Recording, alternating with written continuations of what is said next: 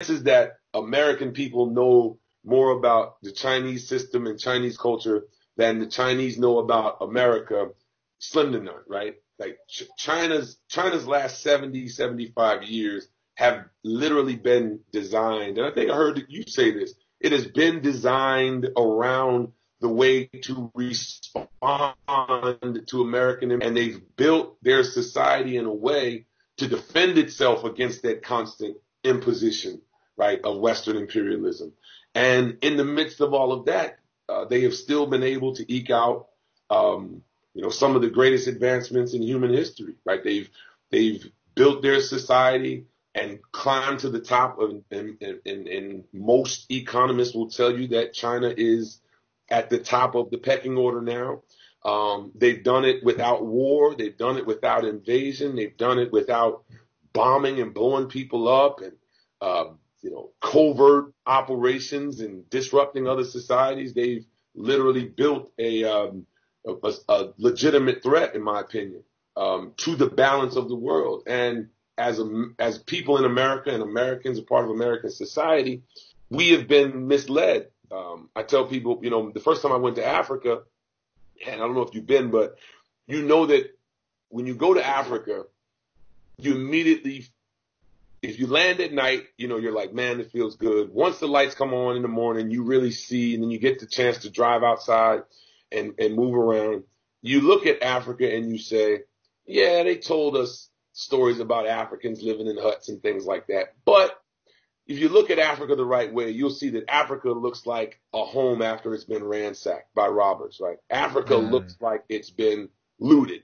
It looks like a store or, a home that somebody ran in and stole everything, the couch, the TV, and left you with nothing. That's what Africa looks like. It's just in my opinion. You get the sense that it's been looted and taken advantage of. But when I went to China, it was different because the idea that we all have to kind of deal with is that there could be a function in society outside of the control of the Western imperial power structure, right? You say, well, damn, they don't accept really any part of the way we do things, but they're living their own lives, and they're living in a society that is producing, like I said, some of the greatest advancements in human history. And that is why this moment is so different. And of course, domestically, we're not going to talk about it. The only people talking about China are these warmongering hawks who are using antiquated and outdated, whatever their manifestos or whatever these guys are reading. But these guys are reading colonial manifestos. I mean, come on, man, it's plain as day. So the idea that these sort of old tricks will work, or will help us in any way. The idea that isolationism, which I believe these Trumpers are moving toward, is going to help us in any way. It's 300 million plus people in the U.S. only. And just for context, the Chinese basketball community is 300 plus million people. We're dealing with a whole new dilemma, if you will, in how we figure out how we best structure this society to give ourselves a chance in the future. And I've been trying to have that conversation with people that I know who have influence, who have power. And it's, people are like, yo, are you serious? I'm like, listen, man, China is going to eliminate poverty this year. I think last I read this, like 1.6% poverty in China with 1.4 billion people, right? They've made an effort to address the way that human life is actually governed, right? And they've made a serious attempt to figure out the best way in which they can get and make their citizens as productive as they possibly can be. That's why they can build 11-room hospitals in 10 days, like they did at the beginning of the COVID outbreak. So we are just dealing with something that, we've kicked the can down the field. We've tried to use these Red Scare tactics, and we've tried to, use the propaganda to keep nations at bay. But it's not going to work against a deliberately organized country like China. It's just not going to work, and we've got to accept that. And again, I can go on for days, but we just got to accept that we are in a different time in global history, right? It's not just American history, but it is this global push that has been made against the imposition of America into other parts of the world. And China is, China's the top trade partner with every nation on earth. And they have logically just filled the holes that Western imperialism has made and left in the world. So you blow a nation up, China rebuilds it. That works in their favor, and that's what they've done. And we use all kind of propaganda language against these folks. That again, if you've studied the '60s, it's the same language, literally the same language. In the late 1940s, when China got its independence, people don't even know that in our country, right? People don't even understand that China was colonized for 108 years or whatever it was, and don't realize that that's what Hong Kong is about, right? It's about colonization. And, when Daryl Morey he was with the Houston Rockets or whatever, he made a comment about Hong Kong earlier in the year. And I was like, yo, man, you're not going to do this. And I got on the phone with a bunch of NBA guys. I was like, yo, don't let them pull you into this bullshit, because it's the Iraq war, weapons of mass destruction type propaganda again. And we see it again with the jerseys, right? The idea that Black Lives Matter is going to be on the jerseys. Why not? We had the racist senators, Josh Hawley, right. Tom Cotton, these guys talking about how why isn't free Hong Kong on the jerseys? And it's the same thing. And then you had other folks who may not even align with them saying, well, this is about free speech, and so of course all of it should be on the table, and the NBA shouldn't be regulating either, one or the other. I'm going to say it outright. I believe that if the NBA is on the right side of history, especially its players, because I think the players are the workers in the NBA, if they're on the right side of history, then they would, as you did, say, no, we're not going to support a movement that's undermining an entire country at the behest of the United States. That's just not what principled workers, what principled people do. Right.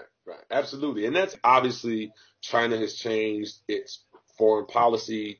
I've witnessed in the last probably 2 years, I would say, that their foreign diplomats have become a lot more outspoken. They are swiftly rebutting the propaganda. They're making this consistent effort to continue to shine the light on the truth and push people toward logical understanding. And for our society, again, man, it's just, we've got to figure out a way to get out of this.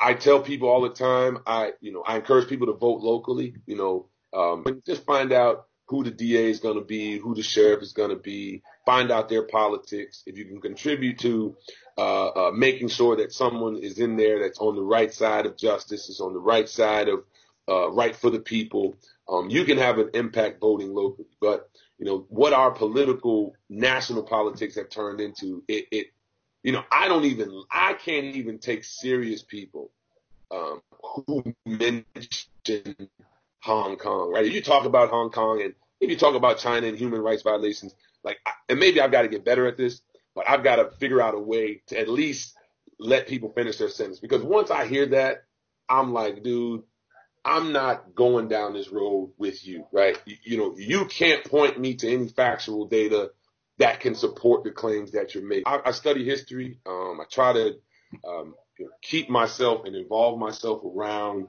historical context. Again, like I said, if you study China, particularly late in the colonial period, the late 1940s, man, they were able to organize themselves around the idea that they'll never be dominated and controlled again, right? That's what the 100 Years of Shame is about.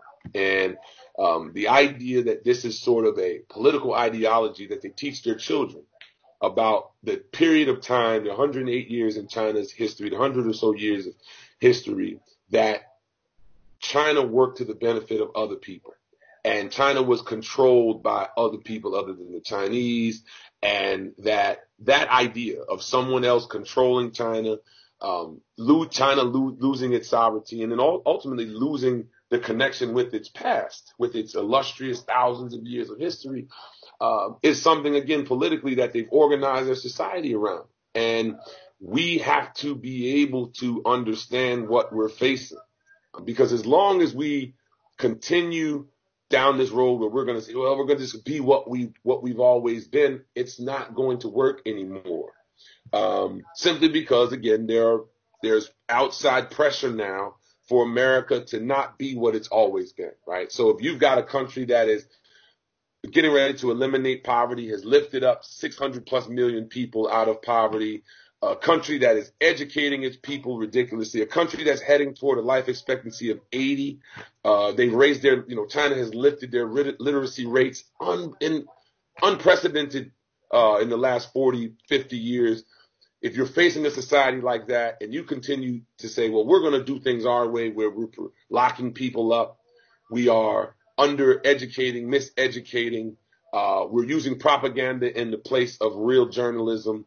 We continue to have these imperialistic exhibitions of sending troops all over the world and having war military bases everywhere, and sort of continuing on this path of we're going to do what we need to do to keep our nation first without the consideration and the sovereignty of other nations or the acceptance of other cultures, simply doesn't seem like a future that's possible, in my opinion. Because recently you can see that the European Union is questioning nations like Germany by saying, hey, man, France is like, hey, we got to do what we have to do for us. And they're not necessarily bending to the will of America. And again, it comes back to fundamentally our ability to change. We've got to change course right now. Mm-hmm. You brought up so much there, and we're going to, now we're in a period where, as you said, the mask and the veil has been completely stripped off, both on the world stage with China leading the world as well as other countries alongside it, leading the world in a different direction, a more multipolar direction, a direction that seeks economic and political independence, that seeks power in a peaceful way, whatever the contradictions. And then you have the United States on a decline and seeking to drag the world along with it. Right. So these black figureheads being placed, and it's always the question of who's doing the placement, right? Is it the will of the people and the communities putting these people or voting these people in, or are they being specifically handpicked because they can, at the surface or on face value, pretend to represent the interests and the ideas of what marginalized black communities feel in this country, or are they just a face representing the corporate interests, right? The political and economic elites of this society. So, that idea of people being placed, I think, is very telling, right? People have to control the institutions that which they govern, right? I think, or that govern them, and the institutions that govern people have to be organized around the best interest of those people. And if you just think about our history, we have never been organized that way, right? This nation has always needed somebody to step on to feel good about itself, always needed to subjugate other people to feel good about itself. The language being used is very clear. It's some nerd stuff, and I know people don't listen to when someone like Pompeo gives a speech or the Attorney General gives a speech. But if you listen to the language that they're using, it's very clear. It is imperial language, and it is, again, language that is detrimental to the health of this society that's already in deep decline. Yes, very, very well said. Thank you so much, David, for coming on. Like I said, I'd love to come back home, and I really enjoy this space because I don't get to talk about this that often. Yes, and we all need to talk about these issues so much more. Thank you so much, David, for joining me today.